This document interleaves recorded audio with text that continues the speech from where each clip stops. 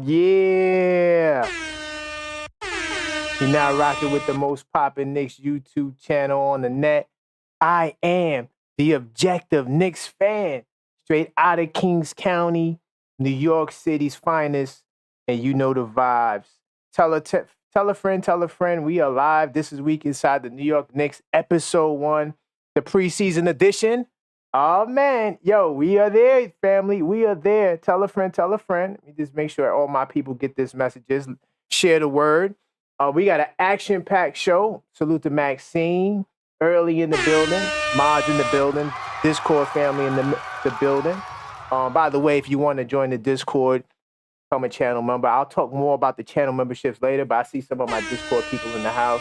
I see Knicks will be champs in the house. All the mods in the house early. What's good? Knicks will be champs. Nostalgic Nick, let's go. Oh, yeah, we here, man. We definitely here. Oh, Nostalgic Nick says the team is shaky. Oh, man. We may talk about that a little bit later. This is the podcast. We definitely have some topics that we have to talk about. We'll be covering, of course, the first week of the preseason edition, which will be from October 1st to the 7th, right? We'll talk about Karl-Anthony Towns and Mikal Bridges' debut. But the flagship topic is, I didn't change that, but the flagship topic will be talking about whether or not Cat is soft. If you're new to the channel, or if you're a subscriber, I put out a poll in the community section asking the family what do they think about Karl-Anthony Towns. If you didn't get a chance to vote for that, you could go vote for that now. It's in the community section. We'll talk about the game the other night. Preseason, a lot of people going too crazy over the preseason, but we'll talk a little bit about that. We'll talk about Landry Shamet and his quest to make the team. A lot of rave reviews. He also had a pretty good showing in the game. We'll talk more about Landry Shamet. Of course, we'll talk about Patrick Ewing. First off, once a Knick, always a Knick. You already know how this gets down, right? So there are no ex-Knicks out there, right? Once you're a Knick, you're always a part of the Knicks family. So we'll talk about Ewing rejoining the family and really get down to the bottom of what his role will be with this team, right? We'll talk about the false trade rumors. You know, hey, listen, it's still technically, well, now it's preseason, but it was off season. So a lot of things go crazy in the off season, a lot of rumors. There's not a lot to talk about.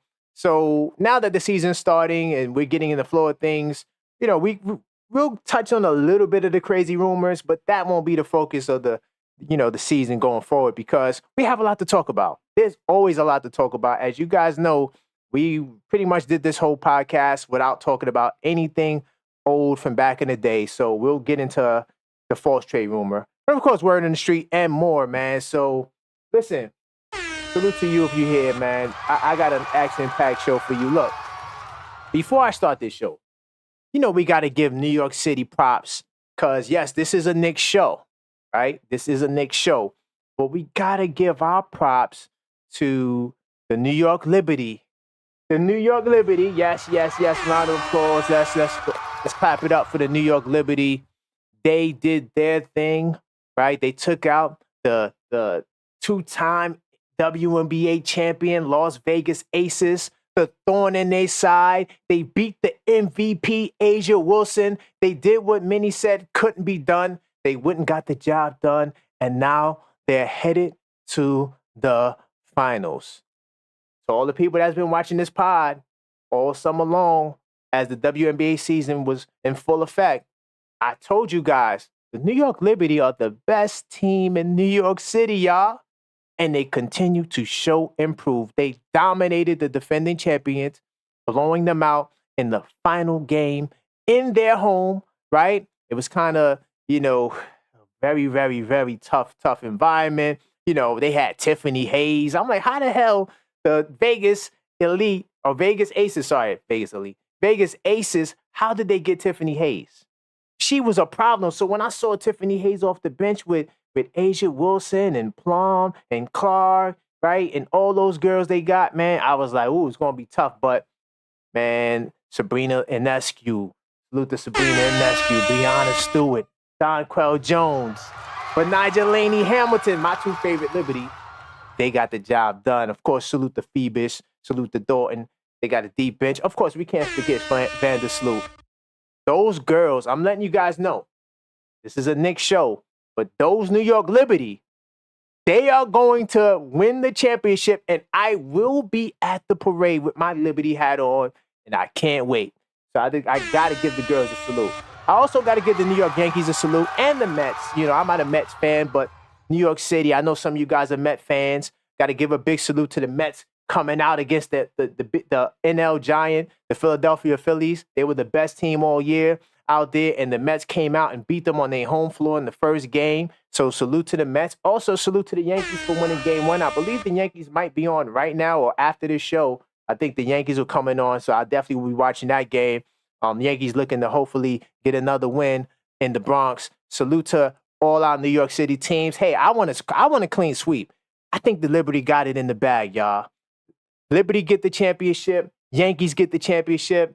And, you know, or Mets, whatever, New York City, you know, stand up, whatever flavor you rocking with, right? And then, of course, you know, we got these New York Knicks. So I gotta start the podcast off by giving, you know, my ladies the love and giving the other New York teams the love because they're in the postseason right now trying to get a championship done. And yeah, we're gonna move forward, y'all. I'm gonna jump into research mode. I'm gonna start this off kind of light. We're gonna start with Ewing, but before I get to Ewing, you got to salute Leon Rose and the boys. First off, Leon Rose and the boys, if you missed Level-Headed Knicks Talk last Thursday, after this podcast is up, you need to go back and listen to that old show. That show, I broke down exactly why the trade went through well, right? A lot of people are still talking about the Karl-Anthony Towns trade and the unprecedented moves they were able to do during the apron, you know, situations, you know, the hard restrictions of the aprons, how Leon Rose and his guys, Brock Aller and the boys, they were able to manipulate the system and come up with a loophole that other teams will look to follow if the NBA don't plug the loophole. So I got to start there by giving them a salute and also reminding you guys, if you didn't catch that show, you got to go catch that show. It was definitely a good look, right? And also, I want to also add this too. What led to the trade, right? And you know, I'll jump out of research mode right quick. What led to the trade was they couldn't get a center. The Knicks were going after Walker. It was reported that the Knicks were going after Walker Kessler pretty hard, but Utah did not want to do the trade because they wanted some more picks that the Knicks didn't have in terms of first-round picks. You know, the Knicks only had the protected first-round pick that they actually traded for Towns. Utah wanted 2 first-round picks. Knicks didn't have it, so they didn't budge on the deal, but if Hartenstein would have signed or if the Knicks would have got a center, this Towns trade probably wouldn't have went down. What I'm learning is the reasoning behind the Towns trade is because they needed a center and they were not confident in going with Precious and Sims and not being able to get a real solid starting center. So I just wanted to give salute to Leon Rose. And now I'm going to jump back into research mode. And I'm going to get, first off, once a Knick, always a Knick, right? We don't have ex-Knicks. So Patrick Ewing, he will be working with the New York Knicks, right? This was announced on October 4th, right? He will join the front office, and it's about time, right? Now, what I do know about Patrick Ewing, right? One of the reasons why Ewing wasn't working with the front office, because people used to always say, oh, why don't they give Ewing a job? Why don't they give Ewing a job? Ewing was hell-bent on being a head coach, right? He wanted the head coaching job, right? And then there was some reports saying he also was willing to be the assistant, but, you know, we had a lot of bad GMs once Ewing, you know, left, right? We know Scott Layden was the guy that traded Ewing, right? So from Scott Layden on, the GMs has not really been the greatest. And Ewing was reported for wanting a coaching job, right? More so head coaching job. Knicks they wanted to go with more of a veteran to run the show. So Ewing never got his shot. But, you know, Ewing wound up going to, I believe, the Wizards, and I believe he was with the Hornets, too. He went with a couple of other teams that hired him to be the assistant coach. And then, of course, he went to Georgetown, and he became the coach. So it's good to see things come full circle, and now Ewing will actually be working with the organization, not just coming in to commentate some games. He has done some commentary work, but I got to give a big salute to the Knicks, bringing in Patrick Ewing, right? And let me just tell you why this is a big deal, right? The reason why this move for me is a big deal is because, yes, we know the Knick alumni is heavy in the Garden. We see them at all the big games. They all there. They all taking pictures. Guys going back from the 70s. You're talking about Walt Clyde Frazier and all the way up to the guys to the 90s, even Stephon Marbury, Carmelo Anthony. So the Knick alum is always pretty heavy, and a lot of them got jobs in the front office, like Allen Houston, John Starks. I think he also does some sort of ambassador work with the Knicks, right? So the New York Knicks announced Friday that Ewing, he be named a basketball ambassador, and he will assist with the basketball and and business operations. But I'm gonna say this about the operations, right? He will be working hands-on with Coach Tibbs, right? I have it here that he will be working directly for Coach Tibbs. So it's kind of like they have, a lot of coaches. So I know it seems like you can have a million coaches because there's like 13 assistant coaches today, right? 10 to 13 assistant coaches. So because that staff is full, he'll be more like a consultant, kind of like what Jeff Van Gundy was for the Celtics last year, right? And that's the role Ewing will be in this year. And we know Ewing is probably the best Knicks center in Knicks history. So he will be working closely with Karl-Anthony Towns. I thought it was a smart move, brilliant move, bringing in Patrick Ewing, right? Probably the greatest Knicks center in Knicks history. Salute to Willis Reed, right? Right. Some of you guys, go back that far and remember Willis Reed, but most of us, are guys that are from like even the 80s to the 90s onward, right? We don't really know about Willis Reed. So to us, Patrick Ewing is the best center that we've seen. So bringing this man back, and you traded for a guy who's going to be probably the best center since him, right? It's good to see Patrick Ewing back in the building. So let me say what's up to some people before I move to the next topic. Let's see. Oh, salute to Big Dog Talk Sports. He's in the building. He said the Liberties left a pair of Timbs on the Aces floor. I did see that, by the way. That was a mean picture, yo. They did their thing. Salute to the girls. Let's see. Wacko in Brooklyn. Salute to Wacko in Brooklyn. The Booker is overrated. Guess you guys are having a chat on the thing. Let me see. Nostalgic Nick. Ewing is working with Cat. Of course he's working with Cat. That's the move. They brought Ewing in there, right, to help. Sort of like, I'm going to give you the perfect example. It's sort of like what Duncan is doing with Wemby, right? I remember when Wemby was drafted, you seen all those Spurs guys there, David Robinson, everybody was around him. That's kind of like what you're seeing here. But now they brought him actually inside the team to actually be hands-on. Because it's one thing to have Knick alumni from back in the day being there, but it's another to have a guy hands-on. So I got to give a big salute to Patrick Ewing, right? Let me see if I got anything else about Ewing here. Oh, another thing, too, about Patrick Ewing, right? Because I'm assuming that his coaching pursuits will not end, right? So Paul Silas's son, he's going to be the head coach of the FIBA AmeriCup qualifying tournament. Basic stuff that, basic tournaments that the star players don't go to. But Silas is going to have Patrick Ewing and Keith Smart. So he's going to have them also join him. So Ewing, he's still going to be trying to work on being a coach.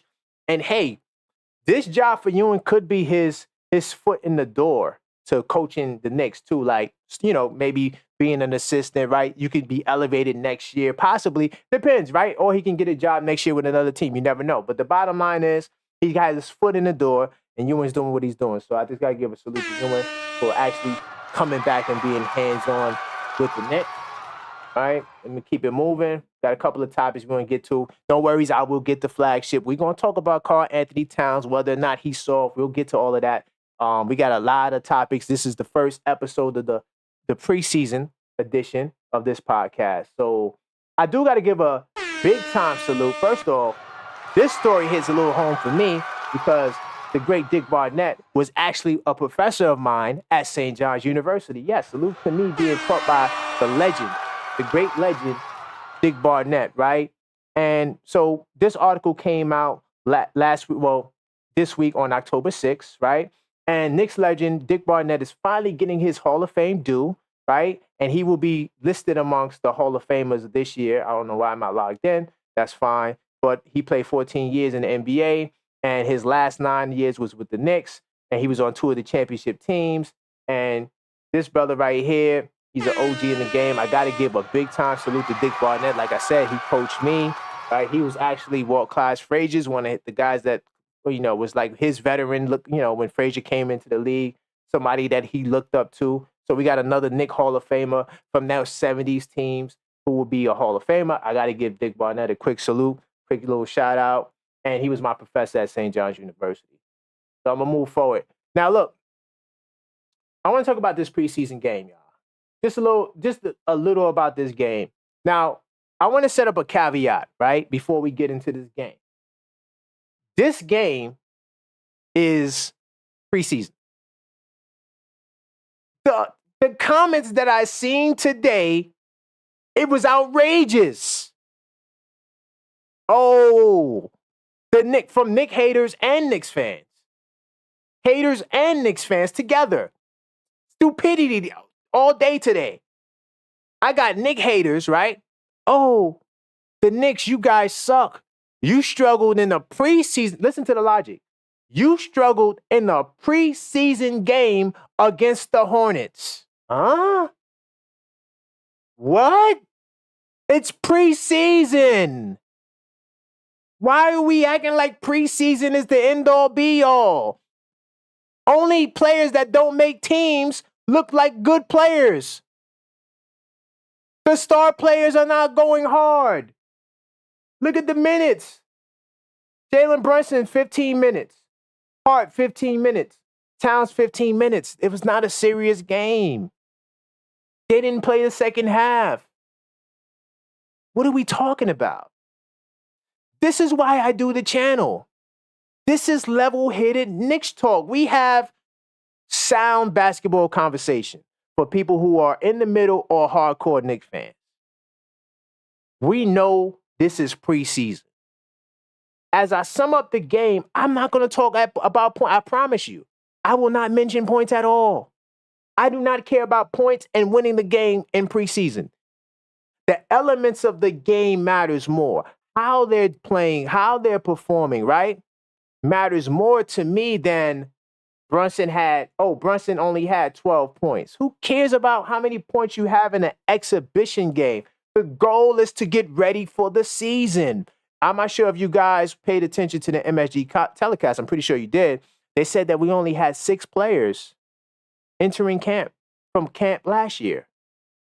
6 players entering camp from last year's camp. That means that you have a team of a whole bunch of guys that's never been here entering camp. OG Anunoby wasn't there. Mikal Bridges wasn't there. Towns wasn't there. Precious Achiuwa wasn't there, right? Most of the Okeke wasn't there. Payne wasn't there, right? A lot of these guys was not there with you last year. So all this is guys getting acclimated to the Coach Tibbs system. So can we start there, right? Can we acknowledge that? I'm just saying today was crazy, right? Right? And then you got Knicks fans saying this player sucks and Towns is this. I've seen so much Towns bashing that I'm like, bros, do you understand that the man played 15 minutes? You could tell that they're working on stuff. This is not the final product, right? You don't get the final product until you get to the season. But even when you get to the season, you don't look at the first game. Look at the first 10 games. Look at the first 20 games. You guys already know how we get down. You've been with the channel last year. We hold judgment.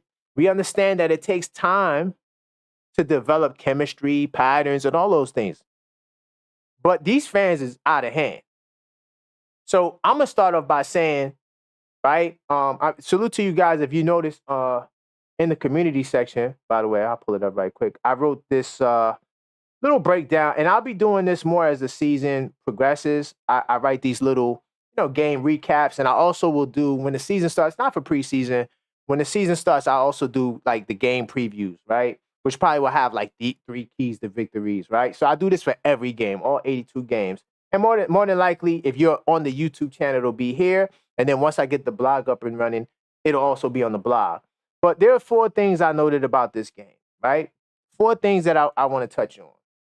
Now, my first thing that I noted about the game was that the potential appears to be endless.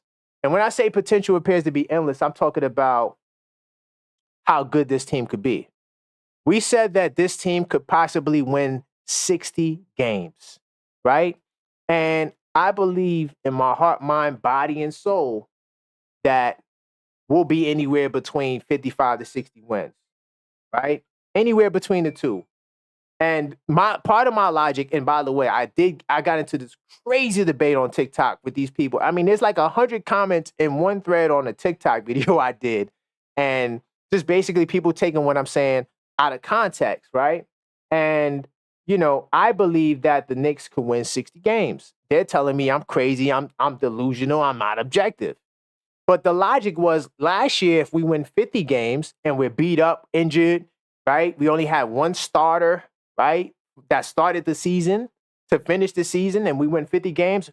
If we're somewhat more healthy and with the new additions on this team, we could easily get 55 to 60 wins. They're telling me I'm delusional. And in this game with the Hornets, you were able to see some of that potential, right? You could see like Towns' prowess stretching the floor, right? The bad things that happen when you try to double team Jalen Brunson, and the fluidity of the ball movement, right? The ball movement looks like it's going to be incredible, especially when Towns is at the 5 and OG's at the 4. Now, another thing I do want to harp on real quickly, and this is number 3 on the list, rebounding may be an issue. I don't think for the long term, this is the long term, I don't think that rebounding will be we will be as efficient as we was last year if we stick with that lineup that we seen that started the game.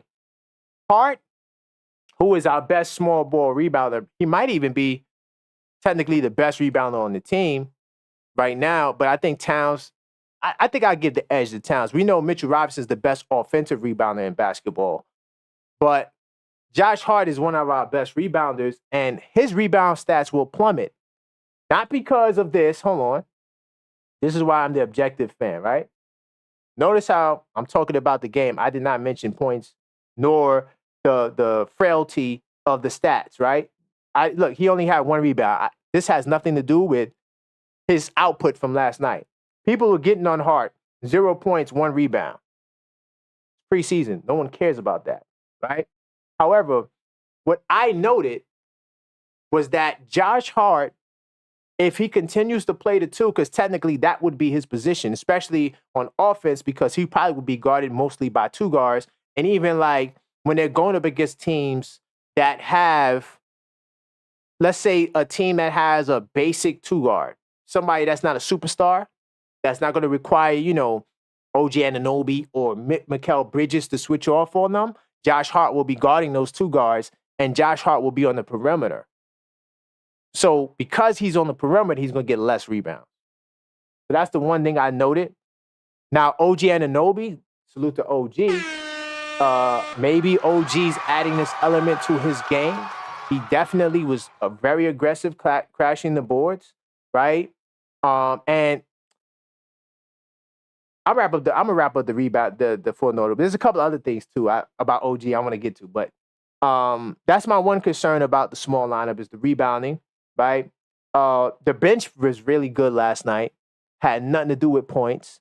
But I could stat you to death, right? I could go to the bench and say Achua had 15 and 5. I could say McBride had 22 points, right? I could say Shamet had 16 and shot 4 of 8 from downtown. Deuce shot 4 of 9 from downtown. All those things are really good and nice, and they sound great to talk about, right?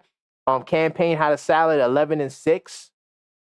By the way, Campaign looking like right now, and it's premature. Let's not get too hyped. But Campaign is looking like he's ahead of Tyler Kolek in the depth chart.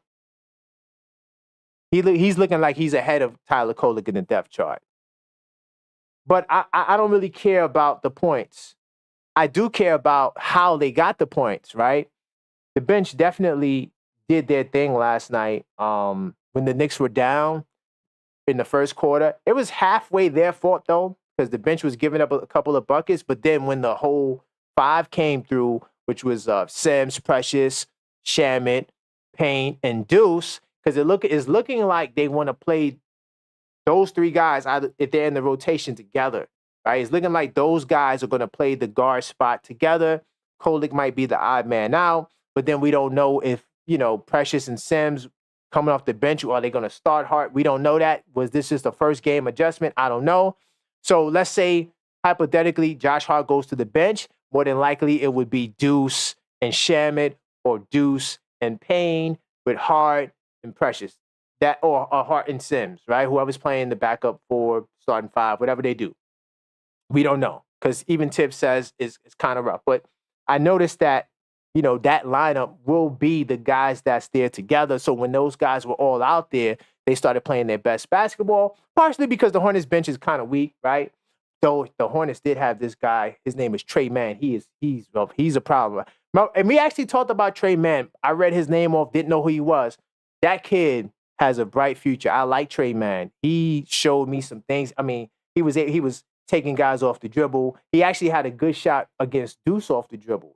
Deuce is a really good defender. I'm like, whoa, this kid, the way he was getting his buckets, he had the confidence. It didn't look like the moment was too big for him, right? I think a lot of the guys that played last night was definitely, they looked like pro-level guys. So it was a nice game, even though, we know Charlotte is not a good team, but at the same time, the way those guys were performing last night, it was some good basketball. It wasn't as sloppy as normal preseason games are.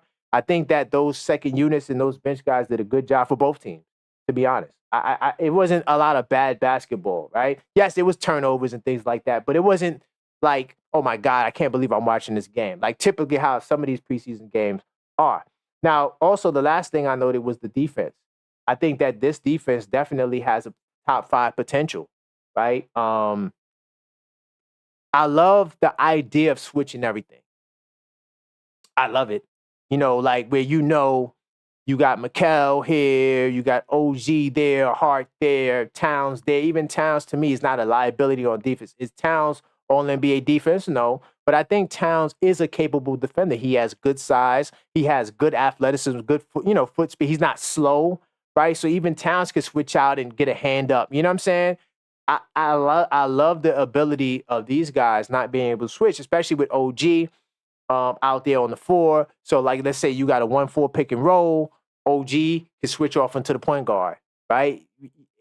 I like it, right? You might see a lot of those circumstances with OGs at the 4, Bridges is guarding the point guard, and they just switching it, and there's no advantage. And Coach Tips talked about that. So we got the chance to see it. Of course, it wasn't a lot, right? It was a small sample size. But those are the 4 things that I noted about this game. And, I definitely see the Hornets too. I mean, when I looked at the Hornets real quickly, first off, I didn't know Nick Richards. I didn't remember him having that good size. I see why the Knicks was considering getting him. Nick Richards is definitely someone who is a solid big. Got a lot of course, things that he can work on, but I like the way he plays. He crashes the glass, right? He had 3 blocks, which was pretty good. I know that's a stat thing, but he was doing a good job to me protecting the basket. Now, some of you guys are going to say, well, Karl-Anthony Towns, he's soft, right? But yeah, but we'll get to the soft stuff. Stick around. We're going to talk about Karl-Anthony Towns is soft. So yeah, that's what I noted about the Hornets. As far as us, like I said, the bench was good. This kid right here, Ewing, I was surprised at his ability to dive. He's 6'7". He was diving. Anytime he got the ball and there was an opportunity for him to do something with the ball, he was just slashing to the basket. He is a pretty, decent. I'm going to say he's a decent slasher. And him not shooting the 3-ball, though he did knock down. No, he went 0 for 1. Him not being able to shoot the 3-ball to me is the reason why Ewing is a 15th guy on a roster. If I could literally combine him and Shamit and make them one player, oh man, it would be crazy. If you gave Shamit Ewing's height and Ewing's defense, Shamit would be a $100 million man on a roster. Jacob Toppin looked okay. He had a couple of rebounds. Not really efficient shooting. We got to see more from him. I don't think that you should hold that against him in a preseason game. I do like the confidence that from all of these guys, right? Everyone who played was confident, especially Kolek. Kolek came in the game and he looked like he was a seasoned point guard. He was +9 on the plus minus, right?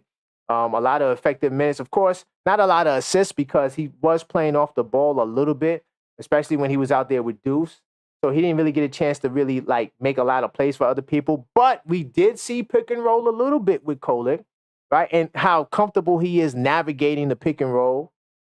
Let me see if anything else. Ariel didn't get in the game. You know, it seems to me that because, like I said, we have 6 guys entering from from last year, from the previous year, 6 guys that's been with the squad, that Coach Tibbs is keeping it tight. And it's really between the guys you've seen play yesterday. And those guys that played are the guys that are competing for spots in the depth chart. So that's all I got from this. Give me make sure there's anything else. Of course, the way the game ended, it was kind of interesting. Dwayne Washington missing the 3 free throws. But that's really it from this game. Precious played the whole second half, which was kind of interesting to me. I was like, yo, you couldn't give Ariel 5 minutes. But I'm guessing they want to like put out there a competitive lineup. So that's why I guess they kept Precious on the floor. But I felt like he could have took Precious out at some point in the second half. Maybe not the fourth quarter, but the third quarter. You know what I'm saying? Towns, as far as the starters, like I said, nothing much from them.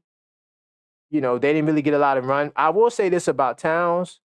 Definitely, he showed that he could shoot off the dribble, right? He shows his ability, and that's why I was saying about that pick and pop, which we did get a little glimpse of the pick and pop with Brunson and Towns. Not a large sample size, but Towns, what makes, to me, I did the poll, and we'll get to that a little later, about who has the most dynamic pick and roll, pick and pop in the league. I think Brunson and Towns is right up there with the best of them. The potential of it, because one of the things about that pick and pop is that Towns can create off the pop, right? So he gets the ball up top. He's not just relying, like Miles Turner, he's just going to shoot the 3, right? KP, he's just going to shoot the 3, right? Towns can head fake and actually do a dribble move, maybe drive a little bit, or even just create another shot off the dribble from so Towns, he's very dynamic at the top of the key. But before I move on, let me see what you guys talking about. By the way, salute to everybody in the building. This is This Week Inside the New York Knicks, episode 1, preseason 2024 edition, right? And this podcast is about documenting the Knicks 365. You give me 50 minutes, I give you the Knicks. Though we're live, so the pod will be a little bit longer than 50 minutes. But salute the Knicks Yak. Salute the nostalgic Nick. Let me see. Tiz won't change unless Sims is a disaster. Yes. I think that they have faith in Sims because, honestly, Sims could have won in some of the deals they made this summer, but because Isaiah Hartenstein didn't re-sign, they had to keep all their big guys. If you notice, no centers for the Knicks got traded. You noted that. Everybody else got traded. Like I said, they traded from their strength to address their weakness by bringing in Towns, who could play the 5. And all this talk about Towns not wanting to play the 5, that brother looked like he's ready to play the 5. And I haven't heard any reports of him saying he don't want to play the 5. So we might have to bury that narrative. But yeah, so the coach in the building, right? Discord, Knicks Tape Madness Discord. See, how can you be trash and you got 10 rebounds? Good point. Knicks 100. That's not me. I don't call players trash. I think that if we don't focus on the stats and we look at Sims, if we want to talk about Sims real quick, yes, 10 rebounds, we'll count that for Sims because Sims is not a stat guy. So if Sims gets 10 rebounds, that's not something he does on a regular basis. It's worth the acknowledgement. 10 rebounds in 21 minutes. He showed a little bit of more aggressiveness after he gets the ball, right? If he gets the ball low, he was trying to go up for dunks, right? He got blocked a couple of times. It's rough. It's preseason, so there's going to be rough patches. Okay, these guys are not in regular season form yet, but I love the aggression from Sims. I love how he caught the ball. Even one time he tried to seal and get a post up. I thought that was kind of cool. We need to see more from Sims, but 10 rebounds and sloppy offense, like sloppy. I get blocked, I go up, I draw a foul. It's not pretty. That's good for Sims. So I think, like he said, that's a good point. I don't see Coach Tibbs going away from that just yet. Coach says he loves the sets they show. Yes. And I kind of hinted towards that when I was talking about the potential is endless. Like, when they got that lineup, that OG Anunoby at the 4 lineup out there with Josh Hart at the 2, that lineup in certain situations is so dangerous offensively, and they maintain their ability to defend. See, that lineup, I think, can close out some a lot of games, actually. A lot of games against a lot of people because they're going to defend. The only thing you sacrifice is rebounding. You sacrifice rebounding with that lineup.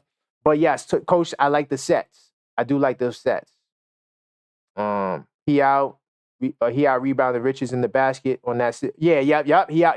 Yep, Knicks 100. Yep. See, you guys, this is why I love this chat because you guys watch the game the way I watch it. Right? It's the little subtle details. Those, like I said, on preseason, my analysis of the preseason, I don't care about stat. Only stat we talked about was the 10 rebounds that the brother in the chat mentioned, right? Which is something that we got to give Sims respect because he normally doesn't do that. But I don't really care about stats. I care about the way the game is played. AP, salute to AP. Yes, we do need more. We do need more. So that's why the people that was jumping out the window saying that, oh, yeah, the Knicks is suck. You couldn't beat the Hornets. It's crazy talk at this point. Crazy talk at this point. Let me see if anything else from this game. I think I hit everything on the nail. Oh, okay. You know what? Let me give Shaman some of his props, right? Definitely, Shaman played a little bit of defense this game. Once again, not the greatest example because it's the Hornets. You know, the Hornets ain't got a lot of world beaters out there, but he did show good initiative on defense. He has an interesting form. I think his form is pretty smooth, pretty solid. He can shoot off the move. Wasn't really sure about his ability to do that. He showed me that he has that ability. Now, could he do it consistently? I don't know. That's why we got a whole season to see. But what I've seen from Shaman on the defensive end, his ability to shoot off the dribble, his constant movement, I forgot, was that Alan Hahn? Alan Hahn called that out because I wrote that in my notes. I was like, yo, this kid, he moves around a lot. Just a lot of movement. And that movement can get you buckets, especially if you're a shooter. Just moving around, right? That's how I play when I play. I like to move around. Right? When you standing still, it's easier to defend, but when you move it makes it a lot harder. So yeah, Shaman had really good movement. And yeah, Shaman look like he's going to make the team. He's definitely going to make the team. Now, will he be in the rotation? That's a whole nother, a whole nother ball game. Hold on, let me jump back into topics. Let me keep it moving. As far as Towns, let me see if I got this article up here. Oh, by the way, the reason why I just put this article up here, Josh Hart, having fun with Karl-Anthony Towns. He calls him the big bodega. I don't know how to feel about that name. I don't like it, but Josh Hart just being Josh Hart. But this is the article I want to get to. Josh Hart, right? And this is, by the way, me tooting my own horn. Salute to me, right? Because Gilbert Arenas, he was saying how the Knicks will have issues with chemistry and Josh Hart. I know Dante's gone, but it was Dante and Josh Hart. They're going to have issues with coming off the bench and how they're going to sacrifice when they were averaging all these numbers. Josh Hart says he understands his new Knicks role after the additions to offense, and he don't worry about shots. Josh Hart don't care about no shots. And if Josh Hart goes to the minutes, he's getting 29, 30 minutes off the bench. So I just wanted to talk about this just so I could toot my own horn because it's like what I said in response to Gilbert Arenas, his commentary, his bad commentary on the Knicks. It just continues to get more right and more right when these articles continue to come out. So I just wanted to toot my own horn with that. But yeah, Josh Hart, there's no chemistry issues with Josh Hart. He understands his new role. And, he said at the end of the day, my job isn't to go out there and score 20, right? It's to go out there and force. It's not to go out there and force things offensively. It's try to make things happen. And that's what Josh Hart does on the open floor. And that's why my Knicks lineup is Towns, Precious, Bridges, OG, 2-3 with Brunson. That's my lineup. Precious will help Towns, defensively. Precious could take the tougher assignment, right? Towns can take, he could be more of a help defender, kind of like how Gobert is supposed to be. Right? Helping, getting blocks, guys driving to the basket, being the anchor, right? Let Precious do some of the brunt work, take some of the tougher matchups. I just think that lines to me makes sense. And then you bring Sims off the bench as the backup center. Josh Hart back off the bench in his role. Josh Hart can play anywhere from shooting guard to power forward, depending on how you need him. I think that's what would be the most efficient role for Josh Hart going forward. He's better as a 6-man versus a 5th man. All right, so let me move forward. Now I'm going to get to Karl-Anthony Towns. So, yeah, this is New York media, actually, right? He has mixed preseason debut. Once again, only thing I want to say about that, I don't want to read this article. You can if you want to. Who cares about preseason, y'all? Preseason is not the end-all, be-all. You know, I'm going to tell you what's going to be the end-all, be-all, right? Or at least what is a good time to be judgmental. It's going to be the game one against the Celtics, October 22nd. By the way, be right here, October 22nd. We will be doing a live watch party, right? Live play-by-play reaction hosted by yours truly. So be here. October 22nd is definitely going down because I definitely don't think that game is on MSG. So we're going to be rocking out to that. But yeah, that's when we're going to be seeing, oh yeah, Towns did this, Towns didn't do that, right? So what we could do too, I'm going to do a quick little preview too. Like I said, I can't really do a real preview because it's only preseason, but I do want to look forward ahead to tomorrow's game or Wednesday's game, right? Not tomorrow. Oh yeah, by the way, tomorrow I'm gonna be in the Garden, y'all. You know, the Garden, they got this event, this fan appreciation event tomorrow in the Garden. I'm not sure if they got tickets left, but I will be there tomorrow. If you're gonna be there, guys, you might see me at the fan appreciation event. I don't know what it's about. I just saw the flyer. They say get the tickets. You're gonna be in the Garden. So I say, I might as well go. You know, it's not like I'm doing anything else on a Tuesday night. There ain't no games on. So, yeah, I will be there on Tuesday night. But this is the game on Washington. Now, I do got a question. Do you guys think I should do a live after the game? Because Wednesday night is level-headed Knicks talk. So I'm trying to see, do I want to compete with the game? Should I go live after the game? I don't know. But this game against the Wizards, it's another preseason game. Honestly, I would like to see the Stars play a little bit more. Right? Maybe play until the third quarter, let them sit the fourth quarter. And I also want to see a more of Kolek. I think Kolek should get a little bit of more time. I also want to see Ariel. I think Ariel should get a couple of minutes, right? That's all I'm going to preview about this game. But I am curious to see, too, with the Wizards, they got the rookie Saric, who had a nice game. I'm not sure if that was the first game or the second game, but the Wizards, he had a nice game with the Wizards. So they got a big front line. Another thing I would like to see is maybe starting Precious against this team because they got Saric and they got Kuzma, who's 6'10". So they got 6'10", 6'11", and 7 foot if Valanciunas play. I'm not sure if Valanciunas play, but they got another kid too, Washington. They got this kid named Vujacic, not Nikola Vujacic. They got another Vujacic that actually was solid in that first game. So that's all I want to see in terms of previewing the game. It's preseason, so I can't do a deep intel preview, but you know, when we get into regular season mode, I definitely will be doing these previews. We talked about Josh Hart. Now this was reported by Ian Begley, right? He said he thinks Ariel would actually make the team, like get a contract, because remember the Knicks we only have 12 players on the contract. We have Chume, we have Landry Shamet. I think they're the only two and TJ Warren, right? He also has an exhibit. So we have 3 roster spots available. He thinks that one of those spots will go to Ariel. I think it's going to go to Jacob Toppin. That's just my take. You guys can let me know what you think about that. So I'm moving along. Let me see. Oh, yeah, this is the trade. Okay, cool. Now, I do want to talk about Landry Shamet, and then I'm going to get into flagship after this. Now, Landry Shamet, you know, like we said, he had a decent showing. The way things is shaping out right now, right, and the things can change. If I pull up the Knicks Sports Track real quickly, just to show you what I'm talking about, right now it's shaping up for Landry Shamet to actually get a contract on this team. As you can see, all the Exhibit 10s are right above my head. You have TJ Warren, Shamet, and all these guys. I think Shamet, based on what I've seen, I know it's just one game, but he's a veteran. He can shoot the ball efficiently. If you do get an injury, you know, God forbid at this point, but if you do get an injury, he's somebody that could just, you know, fill in, whether he's a starter or whether you bring him in off the bench. I do think that Shamet deserves to make this team. I got him as my 13th player.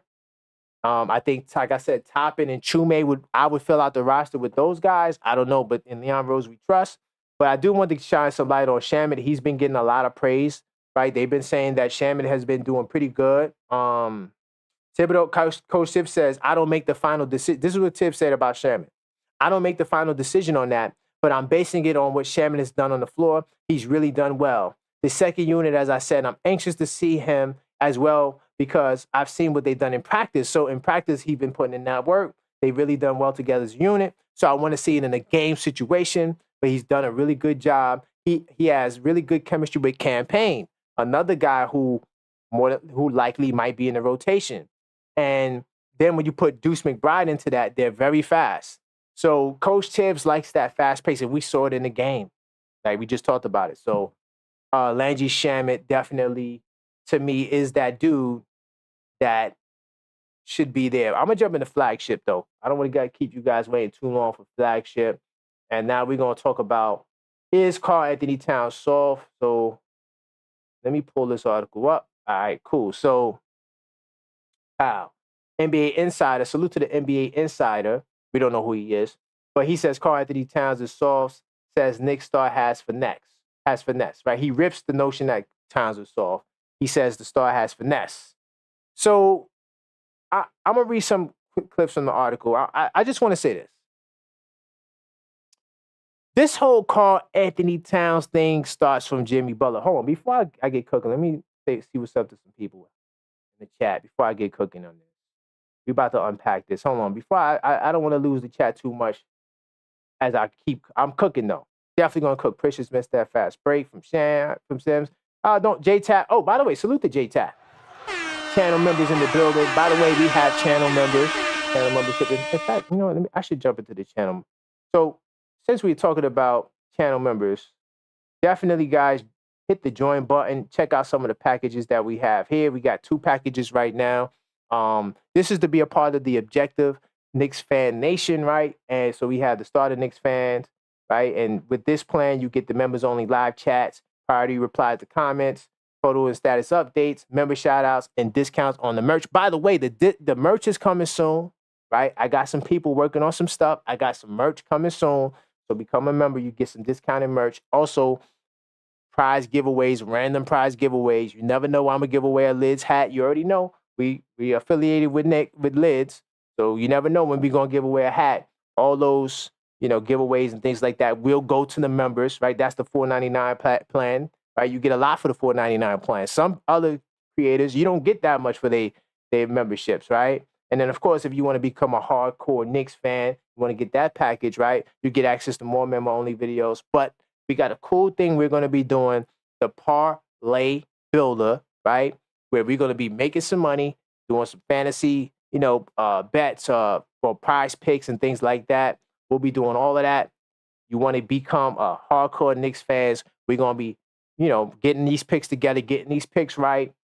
Every other day we'll be out there. And then we'll also probably have a parlay show too, where we could actually, tap in and really brainstorm and really get our picks together, right? We'll also connect with you on social media, more member-only live streams, and more member-only content. That's the hardcore Knicks fan package.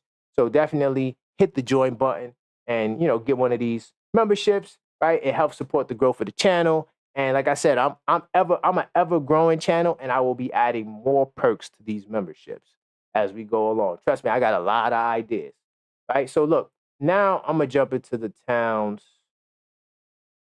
This whole Towns talk about Towns being soft, right? Now, Karl-Anthony Towns started getting this soft rap, and I know a lot of you guys are going to remember this. He started getting the soft rap from his beef with Jimmy Butler. How many of you guys remember the Jimmy Butler beef, right?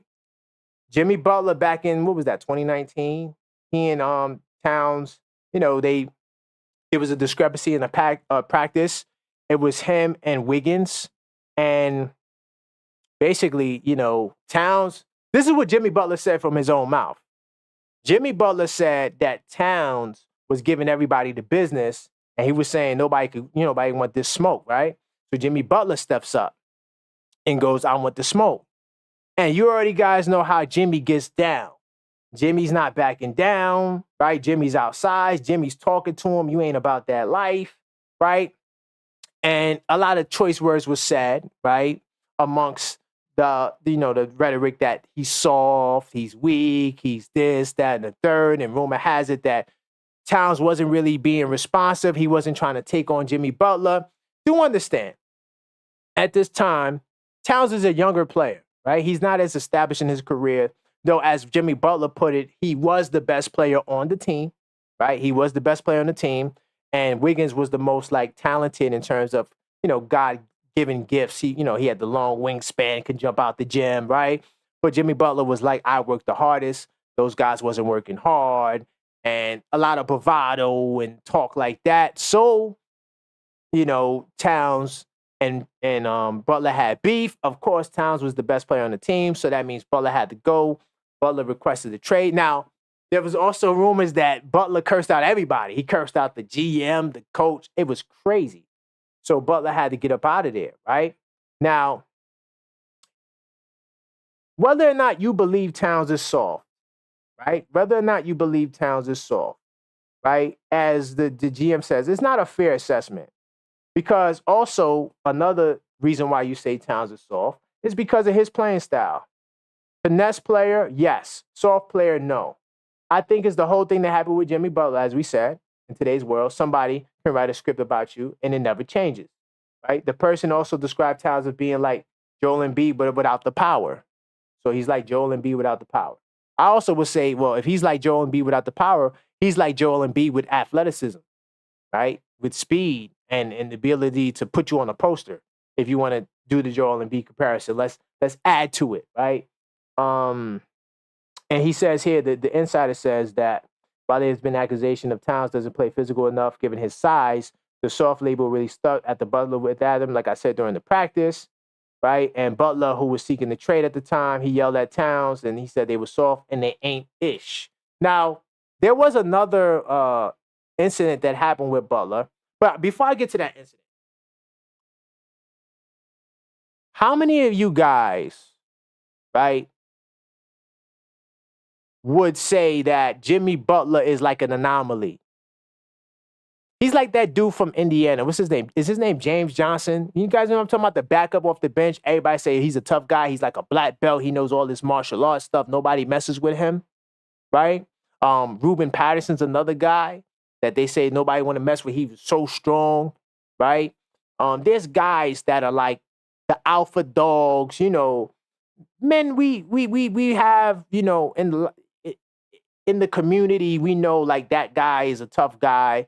No one messes with that guy. You know how that goes. So if somebody backs down from the tough guy, which Jimmy Butler has that reputation, how do you say that the guy is soft? Like, that's the anomaly. It's like Charles Oakley. How many guys want smoke with Charles Oakley? Right? How many guys want smoke with Charles Oakley? Not too many guys will want that smoke. So to say that Charles Oakley, that, because you don't want to smoke with Charles Oakley, you soft, I don't think that that's a fair assessment. That's how I kind of look at this Karl-Anthony Towns thing. And the fact that Karl-Anthony Towns was how old in 2018? He was what, 23? He was young. He was a young guy. Even though he was a really good player, really talented, he was a younger guy in his career. So, okay, Jimmy Butler said that. But how many times have you seen people go at Karl-Anthony Towns that you've seen Towns back down? Also, we have the footage, right, of when Jimmy Butler was in Miami, and I'm not sure if this was the first time he played against Towns. Could have been. I'm not sure. But he was jawing at Towns saying, oh, you soft, you this, that, and the third, right? But Towns was talking back to him. Towns ain't cower away. Go watch that footage. If you didn't watch it, there's footage of Karl-Anthony Towns, right? And Butler's trying to punk him, and Towns is talking back to him. Towns didn't back down and just duck his head. So, yeah, I just wanted to give you the source of, if you didn't know, that's where it comes from, that everyone was calling him soft ever since then. Oh, of course, his play style, right? Now,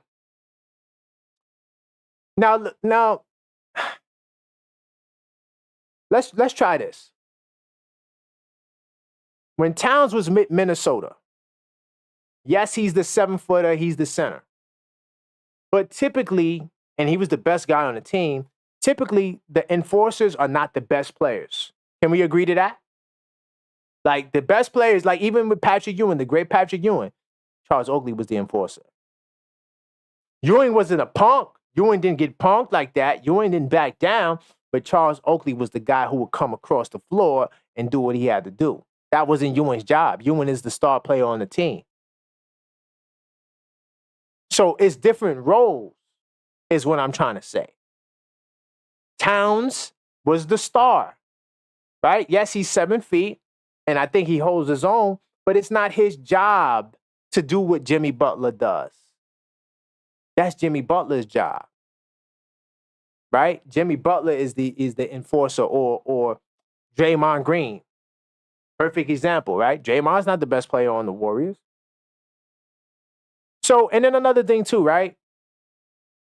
Towns, it's not his personality to be that guy. Why are we writing him an indictment? Because he may not be the rah-rah guy. But at the same time, when have you seen Towns back down on the floor? Forget the locker room. We're not there in the locker room in the practice.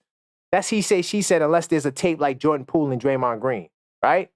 Without the tape, we would never know that happened. On the floor, right, we seen Towns fight Joel Embiid. He didn't back down. But guess what? You know what they say? Oh, Towns is still soft because Embiid is soft. Come on, y'all. See what you guys talking about in the chat while I continue to cook. Jordan 2. J-Tap says Jordan 2. Quiet person can catch you outside. Yo, you know what Knicks will be champs? I'm glad you said that. Oh, by the way, I didn't got the chat box up. Let me get the chat box back up. Sorry about that. You know what Knicks will be champs? It's funny that you said that, the outside thing. To all you fans calling Karl-Anthony Towns soft, I bet you wouldn't say it to his face. I'm willing to bet if Karl-Anthony Towns was in the same room as you, you will not have the audacity to look at that man. More than likely, you're going to be like doing this and say the man is soft. Now, I do want to touch on, after I read some of these comments, I want to touch on the way the games was played. Knicks Yak, ooh, the 90s players said that Ewing isn't a leader. Ooh, that would have been a good offseason show, Ewing's leadership. Let's keep it real, Knicks Yak. That was Oakley that said that, right? Oakley said in his book, I read Oakley's book, he said that he didn't think that Ewing was a leader, right? I'm going to say this. I don't like when we say people aren't leaders because they may not be the most vocal, right? Galvanizer of the guys. I always said that with Randall and Brunson that, you know, Brunson was the guy to be more of the galvanizer, like, hey, guys, let's do this. Randall's more like, I'm going to work hard and show you by example that I'm a leader. I think that's kind of more of Ewing's style, right? I don't think Ewing is the more, hands-on type of guy. Look at the team picks. Butler takes every season. Come on now. He can't pull that in New York. I'm riding with you, J-Tap. Salute to J-Tap. I'm riding with you. I don't think Butler would get away with that in New York either. Especially with Brunson. He'd be on the first ship out of here. Let's see. Cat just not that polished in the cup. That don't make him soft. Facts. And let me say this, like, a lot of people, especially some of us that go back to the 90s, 80s, 70s, right? We're going to say today's generation is soft. I don't like when they say that. And I also want to say that I don't believe Karl-Anthony Towns is soft. Now, if I might have said that in the past, you might could get a clip. I could see a hater now going, oh, look, objective Knicks fan said Karl-Anthony Towns was soft. I might have said that. My only thing that I didn't like about Towns was he doesn't take advantage of his size at the 4. That was the only thing I didn't like. You have to post these guys up. You got guys that are 6'6" guarding you. That's an insult. In the 90s, it would never be. First off, in the 90s, you probably wouldn't have a 6'6" guy guarding you unless maybe it's Charles Barkley. But at the same time, if you got somebody 6'6" on there, you got to put him in the basket when you're 7 foot. So that's really my knock to Towns. That doesn't make him soft, right? The guys are playing the way they're playing today is because of the efficiency of the three-point shooting. That's why guys are not just camped out in the paint. You got guys, we did the list on Level-Headed Knicks Talk when we was talking about Towns versus KP, who was the best stretch five in the league. And there's a whole body of 7-footers that are shooting damn near 40% from downtown. So if Dario Saric wants to shoot threes because he's shooting 40% from downtown, right? You name it, all the stretch fives that's out there, there is some value to being away from the basket. I'm saying Towns is a power forward. Now, Towns, to me, as a center, I think shooting threes is a good thing because most centers won't be able to guard him, especially off the pick and pop. So I kind of want to see how that pans out. But a lot of people say that the way these guys play today, I just think is different. I don't want to say it's soft because you don't see guys getting punked like that, right? No one's punking Jokic. No one's punking Joel Embiid, right? Like, the guys are not getting punked like that. And let's keep it real, guys. Even when you look back at the 90s, these guys ain't want to fight. The only time you could say guys wanted to fight was kind of like in the 80s and in the 70s. Those guys was throwing the dukes. By the time it got to the 90s, these guys wasn't. Do you guys remember Larry Johnson and Alonzo Mourning fight? That was a fight. Guys throwing punches like this. These guys ain't trying to fight. So toughness, that's not toughness to me. Let me tell you what toughness is to me, right? Toughness to me is the way Karl-Anthony Towns is handling the media right now. Because if Towns has a bad stretch, you already know New York media, they going to tear into the man. You already know that's coming. So the way Towns is dealing with the criticism, right? I kind of was like, I didn't like that he didn't really go back at Barkley and Shaq when they was getting on him about the threes and stuff like that. But if it doesn't really affect him, like emotionally, like if he's not emotional with it, and he has his own way of like, I'm not even going to give these guys the light of day, but I'm going to handle it like this, I can't even be mad at him. That's just his way of handling the criticism. You feel me? So let's not try to view Towns as soft. Matter of fact, since we're here, I'm going to hop in the word on the street, right? Definitely join the membership, by the way. But this is word on the street, right? So I did this poll earlier today, right? Keep it real, Knicks fans. Did you think Karl-Anthony Towns was soft before he joined the Knicks? We got 177 votes. It's probably more than that, but we got 177 votes. I'm going to say, no, I don't think he's soft. And check this out. Out of the 177 votes or 78 votes, 43% of Knicks fans said they did, and they still do. In fact, on this actual poll, you got some interesting comments. Look at this guy right here. Salute the teacher, got game. He said he's a big old teddy bear. He's a big old teddy bear. So, this is what it is. Let me see. Oh, the biggest troll right here, Humberto. He's my biggest troll. Salute to Humberto. He actually didn't troll it. He said, I never did because I trust Leon Rose completely. Everything this guy put is he trusts Leon Rose, right? This is the first time he didn't really troll. So I gotta give him props for not trolling today. I guess this was a Humberto approved poll. Okay? Nothing wrong with being soft. It's not what the Knicks need from him. Kenny Bowens, that's an interesting perspective, Kenny Bowens. If you're in the chat too, salute to you, Kenny Bowens. That's a very interesting perspective. We don't need the toughness from him. I want to spend some time on that, right? Joseph says keep the same energy when the Knicks win the championship. Salute to Joseph for saying that, right? 43% of Knicks fans don't think he's soft. So right now it's 50-50 between whether or not you guys feel Towns is soft. I just want to massage it a little bit for us, right? And I want to say this. Just because Towns shoots a lot of threes, that doesn't make the brother soft. Okay, can we agree to that? He shoots a whole lot of threes. That doesn't mean he's soft. Jimmy Butler started this narrative, okay? He started the narrative. I try to find anybody calling him the B word before this. I can't find any examples of it. But to add to what the brother was saying, we didn't bring Towns here to be that guy. Because in terms of enforcers, like Tibbs was saying, backup five by committee, I believe we have enforcer by committee. And that's OG. He has some dog on him. We saw what happened with Indiana, how OG stepped up in there like, hey, not on my watch. Josh Hart, you already know. Josh Hart, he's probably our best trash talker, right? And I don't even think he does it deliberately. I just think that it just naturally flows from him. And I also think that Precious Achiuwa, could be that guy if he's in the rotation, right? He's from New York City stand-up. You already know how he get down, right? Kings County to all the counties is what we do, right? We spread love the New York City way. I say the Brooklyn way, but it's the New York City way. I think Precious definitely could be that, especially if he's getting the minutes in the rotation. But we can't forget about Mitchell Robinson. We're going to get to them trade rumors in a second. But Mitchell Robinson is somebody to me that, he has that in him too. You never seen Mitchell Robinson back down. He was banging with the best of them.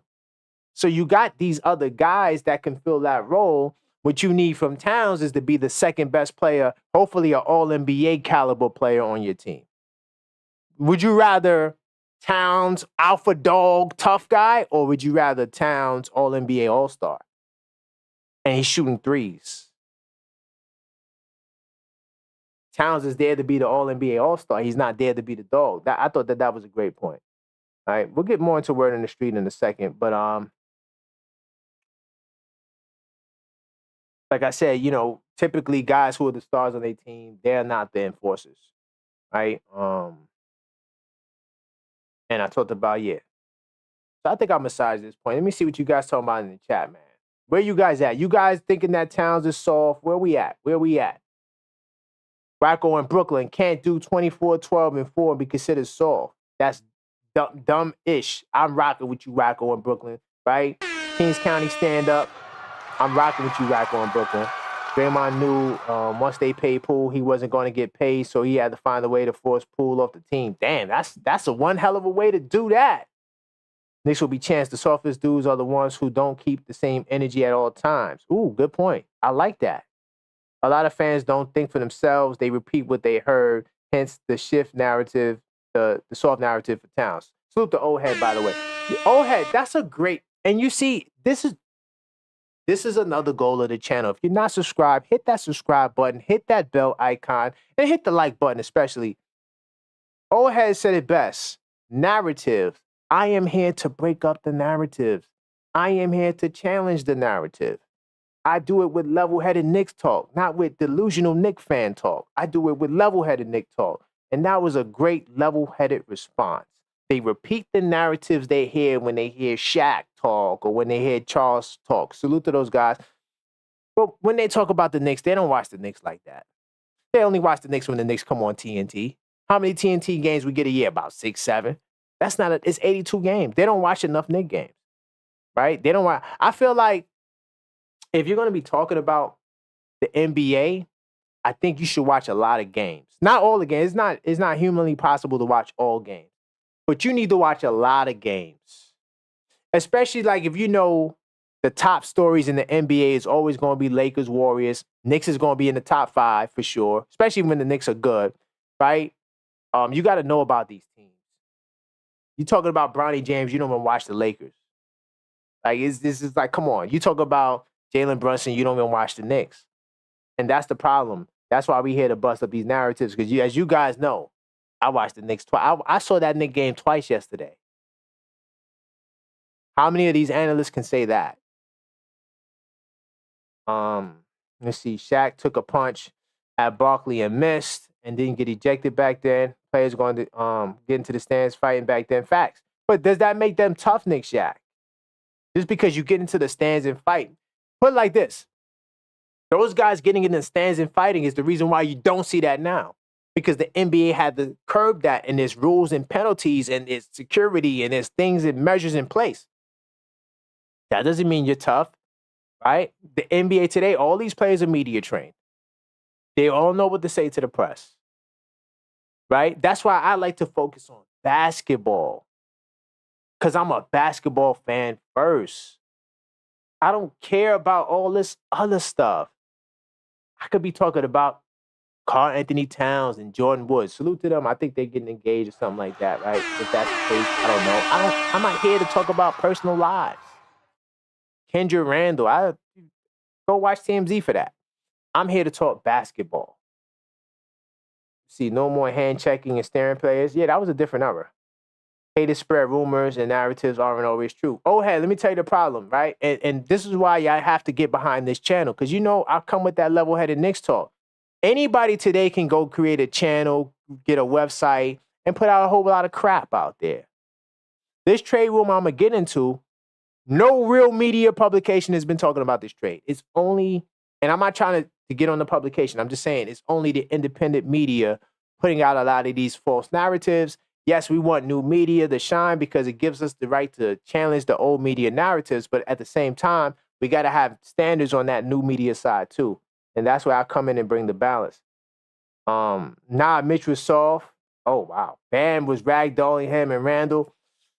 Well, to be fair, Knicks 100, Randall was hurt, right? Randall wasn't 100%. I don't want to give Randall. I don't want to give Randall excuses. He should have done better. You play, there's no excuses. But a fact is a fact. Randall wasn't 100%. And yes, I do agree. Bam manhandled Mitch. But come on, guys. Bam is a top 5 center in the league, y'all. Bam is incredible. Bam is incredible. Now, Mitch has to do better, right? But it wasn't like Mitch was getting bodied by Jonas Valanciunas. You know what I'm saying? Nick Hornets, if he plays, was protecting our summer league players. Yes, he was. And that's why I think Ariel should get some minutes. I said that in my preview. But I'm going to move forward. What else I got here? Let me get back to my list. A couple of more things I want to talk about. We got into flagship. You just missed it. I think we agreed that I'm not gonna tell you the opinion, but I got to the root cause of this whole Karl-Anthony Towns' soft thing. I kind of gave some pushback to that because Jimmy Butler is who he is. You don't get 10 other guys saying that about Towns.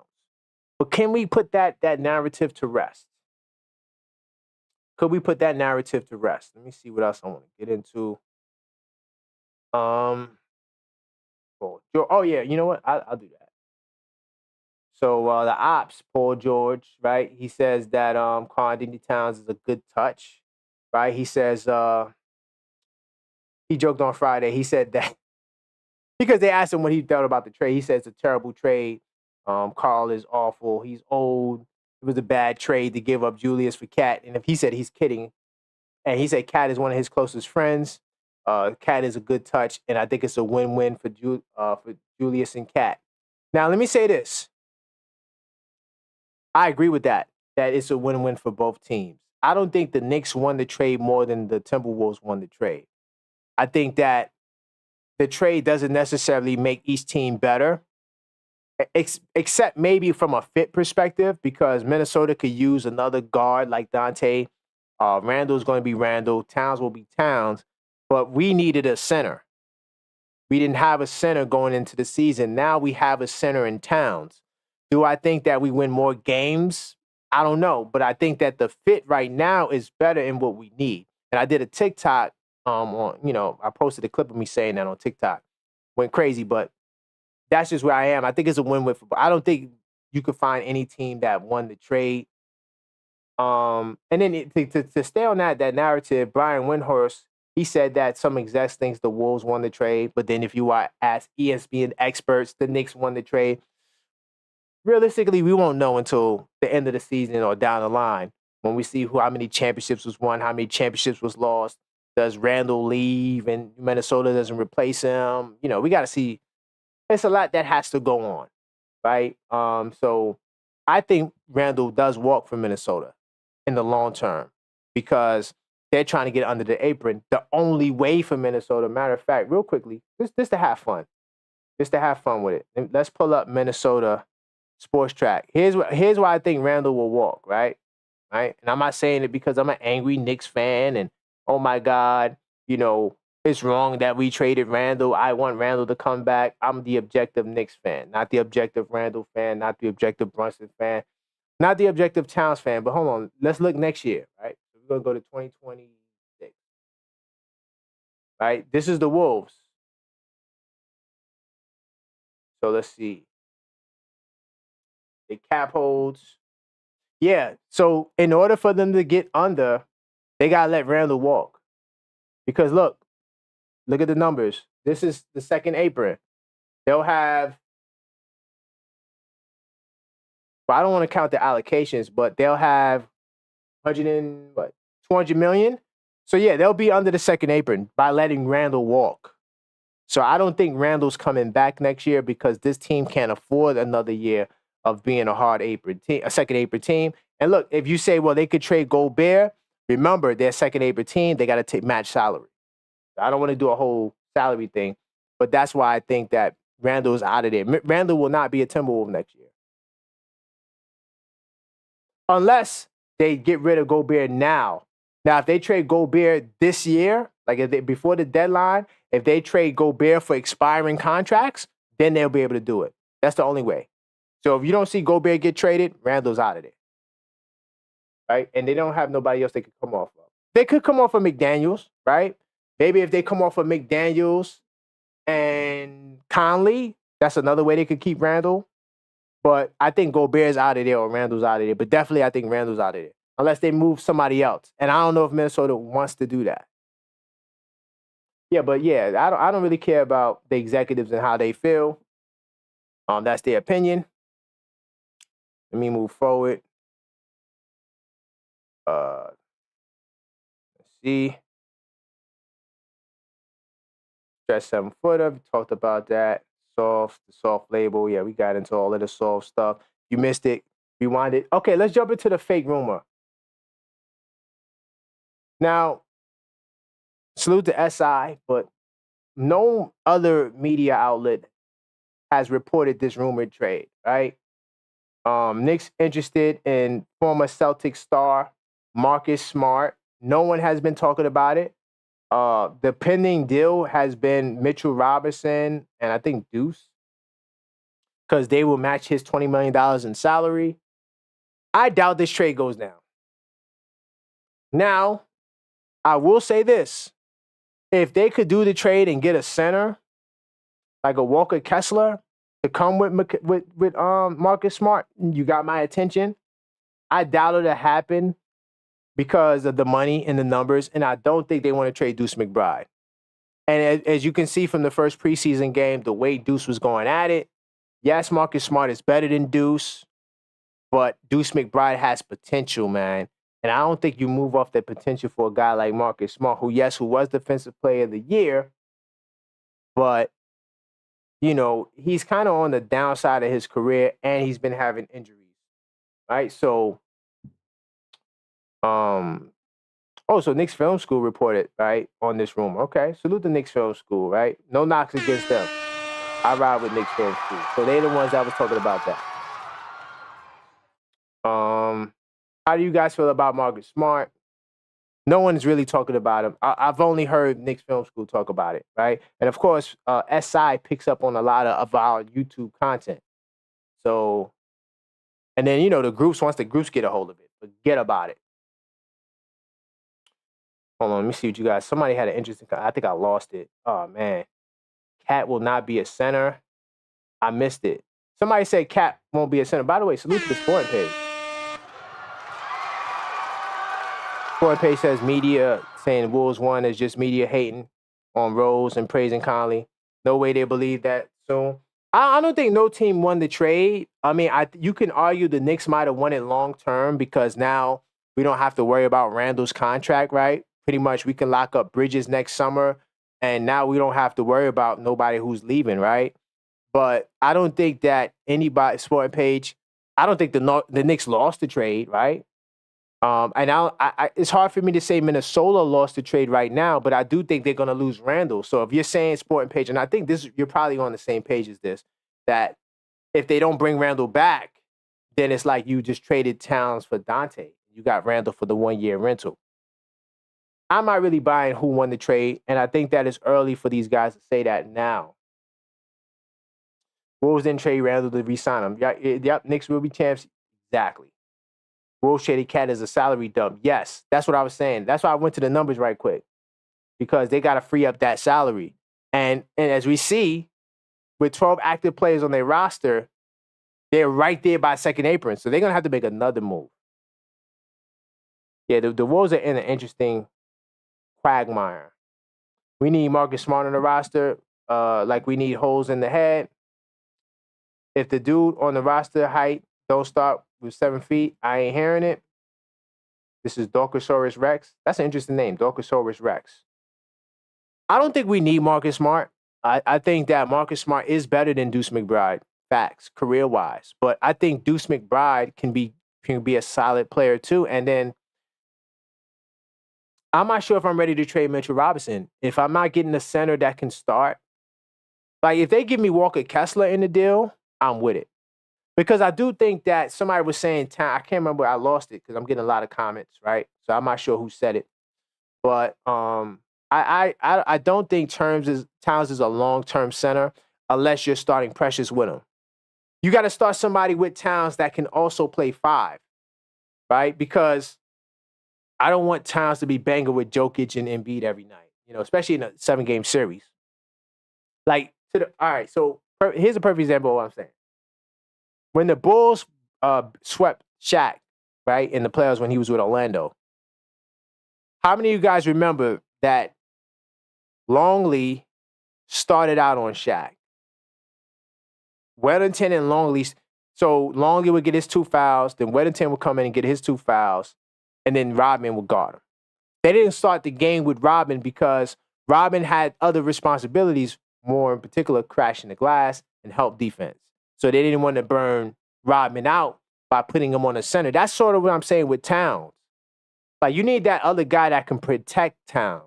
Not because he's soft, but because, I think that it'll be better suited for Towns to not have that hefty responsibility of guarding, the opposing team's best player. So that's where I'm at with that. Let me see. Ball had how many layups yesterday? He did, but it's preseason. He did, though. I'm with you. That's a good point. That's a good point. Ball was getting a lot of layups. That's a good point. Yeah, I'm not Sporting Page. I'm not buying who won the trade either. It's just media talk. Yeah, I agree, Sporting Page. I know, and I know that's what you were saying.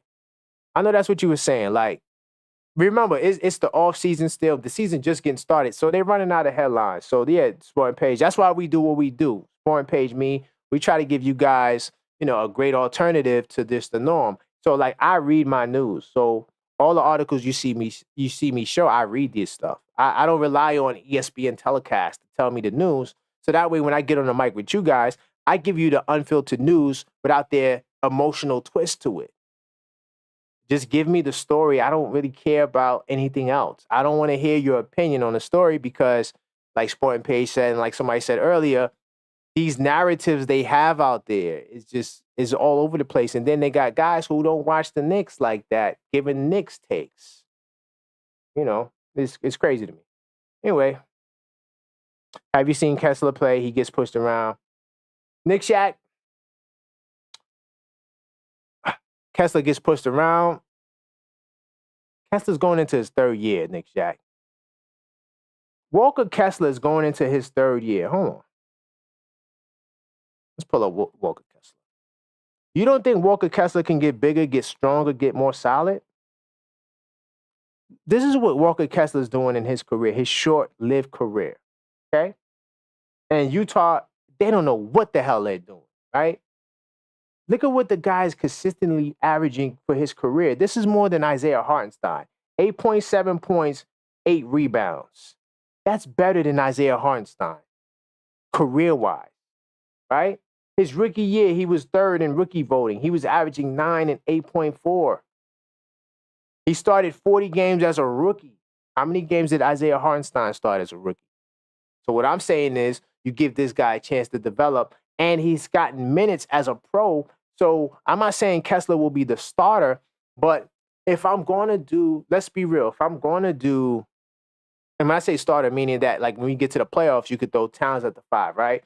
You could throw Towns at the 5 in most of these situations and keep him with Precious, so that way Precious is protecting them. There's a way to do it. But having a guy, if Towns goes down during the season, Kessler can step in. He's done it. He started 62 games in his young career. He's giving you 8.7 and 8. How many centers is giving you that for their career. He's only 2 years in. You trying to tell me this kid can't get stronger, get bigger, get more solid? Utah don't know what they're doing with him. I'm saying if he's available for a trade and you trying to do a trade and you getting Marcus Smart, only way I like the deal is if I'm getting Kessler too. If you're not giving me Kessler, I don't want to do the Marcus Smart deal. I don't think we need Marcus Smart that bad. He's not bigger than Deuce. He's more polished than Deuce. He might be a better player than Deuce. But right now, coming off injuries, you've seen Deuce confidence. Deuce can elevate. Marcus Smart is going like this. Deuce is going like that's one thing we know. As good as Smart is, he's on a downward decline. Deuce is going up. So trading a guy going down for a guy going up, I don't know. If you give me Kessler, I'll do it. But if it's just for Marcus Smart, now what are you going to do? Now you're going to need another center. See, the Sims and Precious with Towns, that's until Mitch gets back. Because Mitch is supposed to be coming back December, January. It's not for the whole year. Also, I don't want to see Towns as the 5 the whole year either. I'll see Towns at the 5 for a series, right? I see Towns at the 5 for a stretch in the game. I don't necessarily want the wear and tear on Towns for the whole year. I don't want that. From a wear and tear perspective. I'm not seeing how Cat did so great. I feel like he was okay, and he'll be able to tell where the Knicks are going as we continue to watch because none of them were playing at their best. Yeah, Tony Starks, it's the beginning, guys. It's the beginning. It's definitely the beginning. I noticed a lot more positives than I did negatives. And you got to look through the sloppy play. That's preseason stuff. Hart defers to the starters. He's better off the bench. Thank you, Nick Shack. We agree on this. Hart defers to the starters. He's better off the bench. Start Sims at the 5 or Precious at the 4 till Mitch gets back. Facts. I want Precious at the 4 because Precious can take those tough assignments. Let me see. Aldama on the Grizz is ill. Yeah, he's not bad. He's not bad. But the Grizz, I doubt the Grizz trade him because I think he might be the starter. I'm not sure Kessler's much better than Aldana. But I'm saying because I think Kessler is actually available for trade.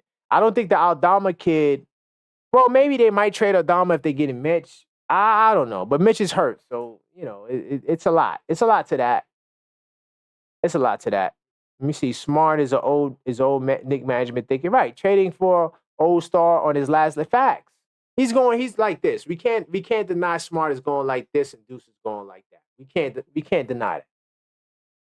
Just put the 5 best players on the floor. Is it overly simplistic way of using our skill sets we have available to us? Hart didn't seem like he had much to do with the starting 5, and Precious already has an established chemistry with Jalen Brunson that people overlook way too much. Facts. And he's another role man out there. And then Towns can be on the perimeter too with the pick and roll with Brunson. And it just makes sense to start Precious. I'm going to keep it real. To me, I'm not running the team. And Leon Rose we trust. And Tiz we trust. But yeah. Now, I know some of you guys don't want to hear that. Tiz we trust. But yeah, and Tiz we trust too. So I'm going to do word on the street and wrap up whatever final little topics I have. Not too much left, but it was a pretty interesting week for, the first week in the season. Hold on. Get up out of here. How do I get out of here? Trying to get back to my comments. So we can read the rest of the word on the street. And, see what else you guys are talking about. So I got this poll right here. Let me start from the bottom up.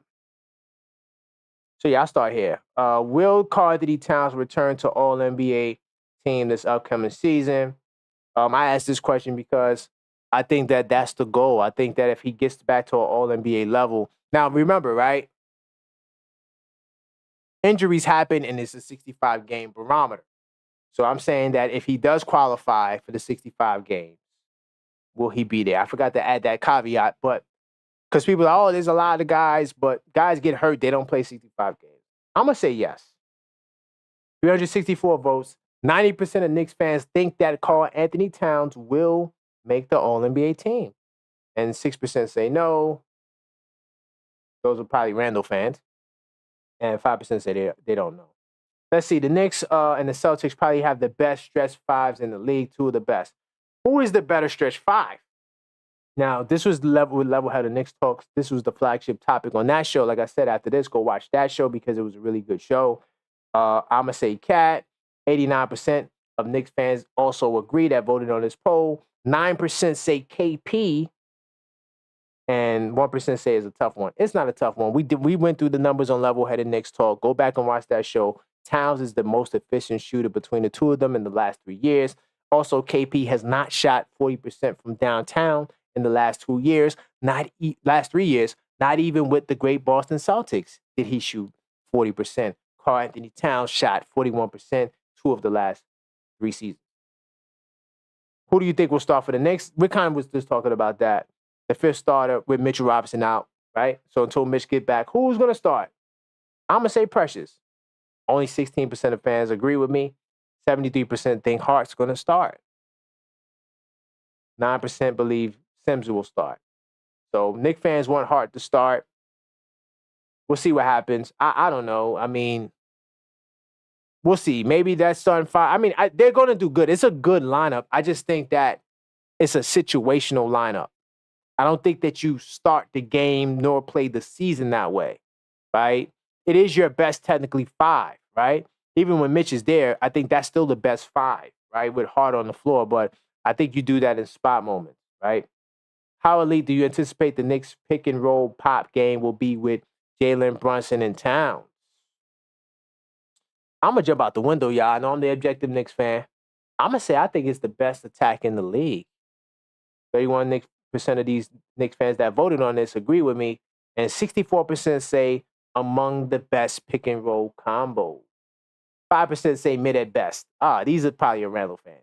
Let me say this, though. The reason why I think that this will possibly be the best pick and roll attack in the league is, one, they're going to use it. You've seen it in the first game. They were running a little bit of pick and roll. When they use the pick and roll, it's so dynamic. And the reason why I think it is possibly could even be better than Jokic and Murray is because, to me, Brunson is more dynamic when scoring the ball. He's more efficient than Murray is. Murray is very great off the pick and roll. He's probably top 5 pick and roll point guard off the pick and roll. Can't take that away from Murray, right? He gets hurt at the wrong times. He's not an all-star. He's not all-NBA, but he is a really decent performer in the playoffs. Maybe not last year against that T-Wolves defense, but I think Brunson is more efficient. He's a more efficient scorer than Murray. I think he has more in his bag right now than Murray. I think Brunson is the number one option, right? So now, being that Brunson is the number one option, teams will probably be more prone to try to blitz Jalen Brunson. Big mistake. And then when we talk about Karl-Anthony Towns as a 5, especially, his pop game is dangerous. And I said this earlier. Karl-Anthony Towns not only just pops and just spots up. Karl-Anthony Towns could do a dribble move and get a better shot. Do a dribble move and dive off the pop. Do a dribble move, maybe draw an extra defender and pass it. Karl-Anthony Towns is a pretty good passer too. All right, he doesn't get the assist, but just in terms of being able to pass the ball, he can do that. So with Towns' ability to dribble off the pop, to me that makes him the most dynamic pop big man in the league, right? More than anybody, more than KP, Jokic, whoever you want to name, because of his ability to catch the ball and do more. But then he also, based off his athleticism, can dive off the pick and roll, can roll off the pick and roll. So he's a roll threat and a pop threat. It's going to be hard to guard that. And then when you have the Hart out there, the new Noble Boy lineup with OG, when you have that lineup out there, now there's shooters everywhere. Good luck with blitzing that. Good luck. So I think that, if they get it together, because remember, Lillard and Giannis don't run a lot of pick and roll. That's why they're not in the top. They don't really run pick and roll like that. Giannis thinks he's a point guard. Giannis dribbles at the top of the key like he's a guard. Towns don't do that. If Towns has the ball, he's giving it up to a guard. Let's get some pick and pop action. So yeah, I think that it can be really elite. And of course, we did the flagship topic, and that's all for Word on the Street. Word on the Street basically is just to see how Knicks fans feel And interesting stuff. Let's see. Josh Hart, 3-point resurgence. Don't really care about that. So yeah, that's all my topics. Let me see what you guys rocking with in the chat. Definitely salute to you if you've been watching the show all this whole time. We got through the overwhelming majority of the topics. Let's see as we wrap up. Let me see where you guys is at. Oh, Tony Starks, what does a pick and pop mean? Glad he said that. You know, sometimes when you watch these podcasts, telecasts, they don't explain what the terminology means. Pick and pop, all that means is, okay, so it's like the opposite of a pick and roll, right? So when you set the pick, right, Towns sets the pick. Boom, okay, cool. Now, after you set the pick, it's great for the big man to do something. So a regular pick is a big man does a pick and stand there. I hate that. When I play ball now, I hate when somebody sets a pick for you and they stand there. When you set the pick, you have to move. Now, there's two things you basically can do, right? You can roll, like the pick and roll. That's rolling to the basket, right? That's the pick and roll. The pick and pop is the opposite. So if you let's say you set the pick and pop at the free throw line, right? I set the pick at the free throw line. As the guy who sets the pick, I then step back out. I step backwards to the 3-point line, to the top of the key. So I go from the free throw line to the top of the key or to the 3, and I shoot the ball or I pass the ball. Either way, me stepping back instead of rolling, that's a pick and pop. What I'm saying is that Karl-Anthony Towns can pop. He can set the screen. And the screen, by the way, does not have to be at the free throw line. That's just an example of what I'm saying, because a lot of the screens that you see today are at the 3-point line, and these guys are popping backwards beyond the 3-point line. If you watch KP, he set a screen right at the 3-point line, and he'll step back like 27 feet, 30 feet out and shoot the 3. That's a pop. So popping, all it is moving backwards, or not even just moving backwards, just moving. It could just be just, instead of rolling, you're moving to a position to shoot. It could even be sideways, technically. KP does that a lot, especially if KP sets the screen like below the free throw line. If you ever watch KP play when he comes back, watch when he sets the screen below the free throw line, he always moves to the free throw line, to another part of the free throw line. He doesn't just set the screen and stay there. He sets the screen and he moves. So let's say it's at the right, on the elbow at the free throw line. They set the pop there, the pick and pop there. He moves to the actual nail, which is the middle of the free throw line, right? And he'll high post there, whatever he decides to do. He's 7'4". He's a threat. So that's what I'm saying when I'm talking about picking and popping and picking and rolling. To me, Karl-Anthony Towns and Brunson can have the best attack in the league because of, like what I just explained. Towns is dynamic because when he pops out, he can do more. He doesn't have to just shoot or pass. He actually can take you off the dribble, get more space for a shot, or dive to the basket, which is just drive to the basket off the dribble move, right? Because he leaves the guy who probably more than likely the guard who will be switching onto him is probably going to think he's going to shoot, jump in the air, so Towns can fake him, dribble move, take another shot, or that's what makes Towns dynamic. So that's what I mean by pop. Good question, because everybody may not know what a pop is. That's what I'm saying when I say that Towns is a good pick and pop guy. All the Celtics are soft, bro. Who cares about soft or hard? Just win basketball. I'm with you, Dorkosaurus, but people care about it. People care about it. Had Porzingis been healthy, we don't get Brunson because Mavs would have been to the finals, like 4 or 5 years ago. That's deep. Rescreen Sims does extremely well, Knicks 100.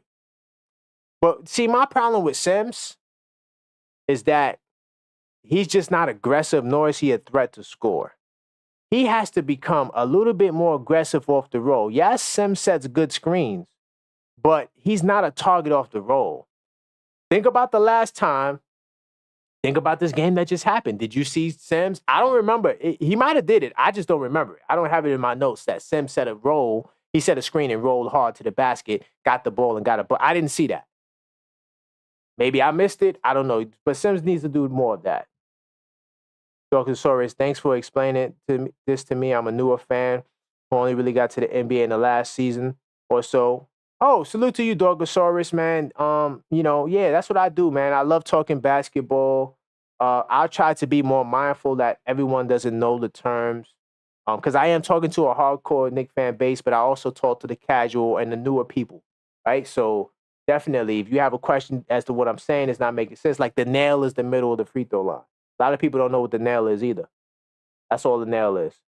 So sometimes guys who do pick and pops, they like to go to the nail and do work from there. Like Dirk Nowitzki also liked to post up from the nail too. He was very good. Dirk Nowitzki is probably the best high post player in history of the game, especially at that nail. Can't get him off of that spot. We didn't see off the ball screens once again to get a player. Hey, Nick Shack, it's just game one, man. It's just game one. Off the ball screens. I don't know how much that would be utilized. I think they should do some off the ball screens for Bridges, for sure. I would love to see Bridges get some off the ball screens, catch it on the wing. He can dive off of it. When I say dive, that means drive to the basket. He catches the ball off the pick. He can dive. He can shoot the little mid range. You saw that. Bridges was trying to get his little shot in the mid range. Bridges is a scorer too, y'all. So we have three options, three good guys that could score 20 or more on this team. So it'll be interesting. I'll be mad if Hopari doesn't get missed in the next preseason game. Don't be surprised if it doesn't happen, y'all. Don't be surprised if it doesn't happen. Salute to HRM, ex-great. Salute to you, brother. This is the wrap-up. If you just joined, this is This Week Inside the New York Knicks, right? Episode 1 of the 2024 preseason edition. We definitely moving forward. Definitely thank you guys for rocking with me. Be sure to hit the community section. Check out some of the things I got on there. Oh, by the way, I forgot to do this, y'all. I'm slipping right now. I forgot to show you the next lids hat I wanted to get. And I'll have a link for you. I ordered this fire hat. And I'll make sure I'll put this in the description. This fire hat, right? For some reason, they don't have all of the hats for adults, right? That are fire. It was a youth Knick hat that I bought. I didn't know it was a youth Knick hat. So I wound up buying the hat. And because it's a youth hat, I had to give it to my son, And my son is 2 years old. So this hat right here is fire, y'all. I'm going to put a link in the description for this hat. I put the hat on my son's head, man. I took a picture. Let me jump into research mode so you can see it. This hat right here, this hat is fire. Salute to Mega NYK for subscribing to the channel. Definitely hit that subscribe button if you're not subscribed. But I'm going to put a link for this in the description right after the show. If you want to buy this hat, I am a Liz affiliate. This is my son's Knick hat. I thought this was like an adult hat. This is a junior hat. It's fire, and my son loves it. He was wearing it all around the house. I'll probably put a picture up for the members in the membership. Definitely hit the join button. I'll put a picture of my son up with this hat. But definitely, if you want to cop this hat, check the link in the description. I'm going to post it directly after the show. I also have another hat here. This is my next hat I'm going to buy. By the way, you want to rep your team in style. 'Tis the season to get your gear. Lids always has deals. Right now, they got free shipping. So you'll never pay full price, or you're going to get free shipping on all the hats you see at Lids, right? Here's another hat. This is my next hat I'm going to buy. This hat is fire. You interested in this hat? The link to this hat in the description. It's the New York Knicks New Era Sport Night Splatter 2-tone snapback 950 snapback hat, black and blue. The link to this is in the description. It's fire. Right now, we got free shipping on Lids. So get your hat and you get it shipped to you for free. Definitely check this out. By the way, this hat right here, salute to Sam, the man. Sam, if you're in the chat, I wonder if you got your hat. This hat, I actually gave this hat away when we had the Knicks hat giveaway. Gave this to my man, Sam. He won the giveaway. I actually gave this hat away. It came the other day, and I actually gave the hat away. I'm a generous guy, right? So I gotta buy another one of these. This hat is fire. So my next order will be this, a Liberty hat, and this hat right here. This hat is fire. So definitely, I also got a link in the description for this hat as well. So yeah, if you want to get some more Knick hats, or you want to get discounts on Lids hats, send me an email, info@theobjectiveknicksfan.com, and cop you a hat. It helps the channel grow if you order through my affiliate links, man. But thank you guys for rocking with me. That's all for this pod, man. And be on the lookout. I wonder if I should do the Level-Headed Knicks Talk Show Wednesday night. I'll let you guys know. I'll probably ask the Discord people if they want that because, it's post-game Wednesday night. I'm a vampire. I'm up late anyway. Maybe we'll do it after the game if you guys will be up. Because the game on Wednesday is at 7:30. If not, I'm looking at maybe Thursday afternoon. We'll do the show. I'll keep you guys posted. But tomorrow, I'm gonna be in the Garden tomorrow. There is a fan appreciation night at Madison Square Garden. The tickets was on Ticketmaster. I'm not sure if there's any available. If you guys want to go, I will be there. You might see me there. So until next time, y'all.